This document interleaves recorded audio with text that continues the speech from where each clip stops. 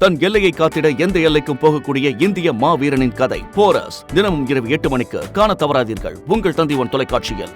நேற்று பேசின விஷயங்கள் இதில் பேசப்படுமாங்கிற கேள்வி எழுந்திருக்கு. திரு துரை கருணா அவர்கள் மூத்த பத்திரிகையாளர் நம்மோடு இணைந்திருக்கிறார். திரு துரை கருணா, இன்னைக்கு இது காஞ்சிபுரம் ஸ்ரீபெரும்புத்தூர் அப்படின்னு தொகுதி வாரியாக பேசும்பொழுது நேற்று பேசப்பட்டதா சொல்லப்பட்ட அந்த மேக்ரோ இஷ்யூஸ், இணைப்புக்கான அவசியம், அடுத்து எப்படி ஸ்ட்ராட்டஜியை வகுக்கிறது, இதெல்லாம் இன்னைக்கு டாக்டிக்கல் லெவலில் பேசக்கூடிய விஷயங்கள்ல எதிரொலிக்குமா? அந்த தொகுதியில் என்ன பிரச்சனை, பூத் லெவலில் என்ன பிரச்சனைன்னு அணுகப்படுமா? இல்லை இந்த இணைப்பு, அதற்கான சாத்தியம், அதற்கான தேவை, அணுகுமுறை மாற்றம், அதெல்லாம் இந்த கூட்டத்தில் எதிரொலிக்கிறதுக்கான வாய்ப்பு இருக்கா? நிச்சயமாக இந்த கூட்டத்தில் அது எதிரொலிப்பதற்கு கூடுதல் வாய்ப்பு இருக்கதாக தான் நான் பார்க்கிறேன். அதாவது இதுவரையிலும் பிரிந்து நின்ற சக்திகள் திரு ஓபிஎஸ், சசிகலா ஆகியோர் தான் ஒருங்கிணைய வேண்டும், ஒன்று சேர வேண்டும் என்கிற கருத்தை வலிமையாக வெளிப்படுத்தி வந்தார்கள். இப்போது மரியாதைக்குரிய திரு எடப்பாடி பழனிசாமி அவர்கள் தலைமையிலான அதிமுகவினுடைய முன்னணி தலைவர்களே இதற்கான முன்முயற்சியை எடுத்திருக்காங்கன்னு பார்த்தோம். கடந்த 2 நாட்களாக நமக்கு கிடைத்த செய்தியின் அடிப்படையில் திரு செங்கோட்டையன், திரு நத்தம் விஸ்வநாதன், திரு தங்கமணி, திரு வேலுமணி, திரு KP அன்பழகன், திரு CV சண்முகம், இவங்க கிட்டத்தட்ட ஒரு 2-3 மணி நேரம் இரவு நள்ளிரவை தாண்டியும் கூட இந்த ஆலோசனை நடைபெற்றதாக நம்ம செய்திகளில் பார்த்தோம். 2026 தேர்தலில் திமுகவை வீழ்த்தி ஆட்சி அதிகாரத்திற்கு வர வேண்டும் என்றால் பிரிந்து கிடக்கிற அதிமுகவின் அனைத்து சக்திகளும் ஒன்றிணைய வேண்டும் என்கிற கருத்தை வலியுறுத்தியதாக நம்ம கேள்விப்பட்டோம். ஏற்கனவே அறிவித்தபடி இப்போது நாடாளுமன்ற தொகுதி வாரியாக ஆலோசனை கூட்டம் நடைபெறுகிறது.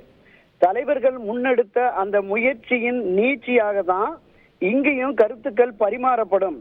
மாவட்ட நிர்வாகிகளும் சரி, நாடாளுமன்ற பொறுப்பாளர்களும் சரி, நாடாளுமன்ற வேட்பாளர்களும் சரி, கள யதார்த்தத்தை உணர்ந்தவர்கள்.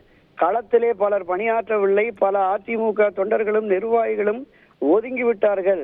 எனவே வலிமையான ஒரு ஒன்றுபட்ட அதிமுக தான் அடுத்தடுத்த தேர்தலில் வெற்றி சாத்தியம் என்கிற கருத்தை இவர்கள் வெளிப்படுத்துவதற்கு கூடுதல் வாய்ப்பு இருக்கிறது. நினைக்கிறீங்களா? இப்ப நான் தொகுதி வாரியா பேசும்போது பூத்துல என்ன பிரச்சனை, அந்த ஊர்ல என்ன பிரச்சனைன்னு பேசுவாங்களா? இல்ல சசிகலாவை சேர்க்கலாமா, OPS சேர்க்கலாமா, கூட்டணி, இந்த மாதிரியான விஷயங்கள் தொகுதி வாரியா நடக்கும்போது இந்த ஸ்ட்ரக்சரை பார்க்கும்போது அதெல்லாம் எழறதுக்கான வாய்ப்பு இருக்கவே இருக்கா? இல்ல, முதலாவதாக தொகுதியில அந்த வேட்பாளர் தன் தோல்விக்கு காரணம் என்ன அப்படிங்கறத சொல்ற போது மாவட்ட நிர்வாகிகள், பகுதி பொறுப்பாளர்கள், நாடாளுமன்ற தொகுதி பொறுப்பாளர்களுடைய செயல்பாடு தொடர்பாக குற்றம் குறைகளை கூறுவார்கள்.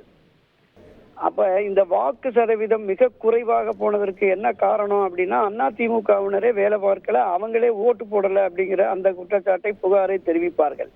இதனுடைய விளைவாக கட்சி ஒன்றுபட வேண்டும் என்கிற கருத்தை அவர்களும் அழுத்தமாக வலியுறுத்த நிறைய வாய்ப்பு இருக்கிறது, தெரிவித்திருப்பார்கள் என்றுதான் நான் கருதுகிறேன் சகோதரா.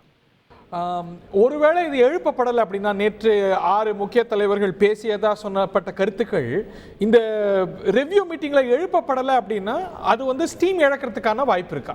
ஒருவேளை இன்னைக்கு ரொம்ப இல்ல நீங்க எழுப்பப்படுவதற்கு கூடுதல் வாய்ப்பு இருக்கு. ஒரு விஷயம், இந்த 6 பேர் போனாங்கல்ல, அவங்க எல்லாமே கீழே இருக்கிற மாவட்ட நிர்வாகிகள், நகர ஒன்றிய நிர்வாகிகள், பேரூர் நிர்வாகிகள், கிளைக்கழக நிர்வாகிகள், இவங்க எல்லாமே எங்களை வலியுறுத்துறாங்க. கட்சி ஒண்ணு சேரலைன்னா நாம வெற்றி பெற முடியாதுன்னு சொல்றாங்க கீழ் மட்டத்தில் இருக்கிற நிர்வாகிகள். எனவே நீங்கள் அதை மறுபரிசீலனை செய்யணும் அப்படிங்கிற கருத்தை வலியுறுத்தி இருக்கிறாங்க. அப்ப இப்ப பார்க்கிற கீழ்மட்ட நிர்வாகிகள் அந்த கருத்தை வலியுறுத்த கூடுதல் வாய்ப்பு இருக்குல்ல. இந்த 6 பேர்கிட்டயும் சரி, அதிமுக முக்கிய நிர்வாகிகள், நீங்க நிறைய சோர்ஸ் உள்ளவர், நீங்க அதிமுக விவகாரங்களை தொடர்ந்து கவனித்து வருபவர், நீங்க என்ன கேள்விப்படுறீங்க? 2.5 மணி நேரம் மேல நீடிச்சதா சொல்றீங்க. அதுல என்னெல்லாம் பேசப்பட்டது, முக்கியமா என்னெல்லாம் பேசப்பட்டது? What are you hearing? உங்களுடைய சோர்ஸ் என்ன? நிச்சயமாக அதாவது கள யதார்த்தம். அண்ணா திராவிட முன்னேற்ற கழகம் கிட்டத்தட்ட நம்ம 52 ஆண்டுகளாக பயணித்த இந்த இலக்கம் 7 முறை தமிழ்நாட்டுடைய ஆட்சி கட்சியா இருந்திருக்கிறது. வெற்றி தோல்விகள் மாறி மாறி வந்தாலும் கூட ஒரு மிகப்பெரிய பின்னடைவை, சரிவை, தோல்வியை இந்த 2024 தான் சந்திச்சிருக்கிறோம். இதிலிருந்து மீண்டு எழுவதற்கு, ஒரு வலிமையான சக்தியாக அதிமுக மீண்டும் வருவதற்கு பிரிந்து கிடக்கிற சக்திகள் 4%, 5%, 7% எவ்வளவோ இருக்கு. நீங்க பல தேர்தல்கள் உதாரணம் பார்க்கலாம். கோயம்புத்தூர்ல வெறும் 17 ஓட்டுல அதிமுக வேட்பாளர் தோத்தாரு, CAT சவுந்தரராஜன் ஜெயிச்சு வந்தாரு. போன தேர்தலில் 2021 டி நகர் சத்யா 136 ஓட்டுல தான் தோத்தாரு. ஆக ஒரு ஊருக்கு 100 ஓட்டுன்னு ஓபிஎஸ் சசிகலா தினகரன் ஆதரவாளர்கள் பிரிச்சாங்கன்னா தொகுதிக்கு 5000 10,000 ஓட்டு போச்சுன்னா வெற்றி சாத்தியமில்லை என்கிற விவரங்களை தெளிவாக இந்த தலைவர்கள் எடுத்துரைத்து அவரை அந்த நிலைப்பாட்டிற்கு கொண்டு வருவதற்கான முயற்சியில் இறங்கி இருக்கிறார்கள். இதனுடைய நீட்சியாக தான் இந்த நிர்வாகிகளும் நிச்சயமாக இதை வலியுறுத்துவார்கள் தான் நான் கருதுறேன் சகோதரன். இந்த 6 பேர் வலியுறுத்தி இருந்தாலும் கூட அதிமுக தலைமை இன்னைக்கு ஒற்றை தலைமை, அதுக்கு வாய்ப்பே இல்லை அப்படிங்கிற கருத்து சொல்வதா தானே செய்திகள் வருது. அவர் அதை ஏற்றுக்கல அப்படிங்கும் போது இதை எப்படி முன்னெடுத்து போகும், எப்படி முன்னகரும்? நம்ம தமிழ்நாட்டுல ஒரு பழமொழி கேள்விப்பட்டிருப்பேன், கரைத்தால் கல்லும் கரையும், அடிமேல அடி விழுந்தால் அம்மியும் நகரும். அந்த அடிப்படையில ஒரு பொதுச் செயலாளர் என்கிற கட்சியின் உயர் பொறுப்பு, முதலமைச்சர் என்கிற இந்த மாநிலத்தின் உயர் பொறுப்பை தனக்கு வழங்கிய இந்த அதிமுக என்கிற கட்சி மீண்டும் வளர்ச்சி பாதையில போகணும், மீண்டும் ஆட்சி அதிகாரத்திற்கு வர வேண்டும் என்றால் நீங்கள் விட்டு கொடுக்க வேண்டும் என்கிற கருத்தை மிக ஆழமாக அழுத்தமாக வலியுறுத்தி இருக்கிறார்கள்.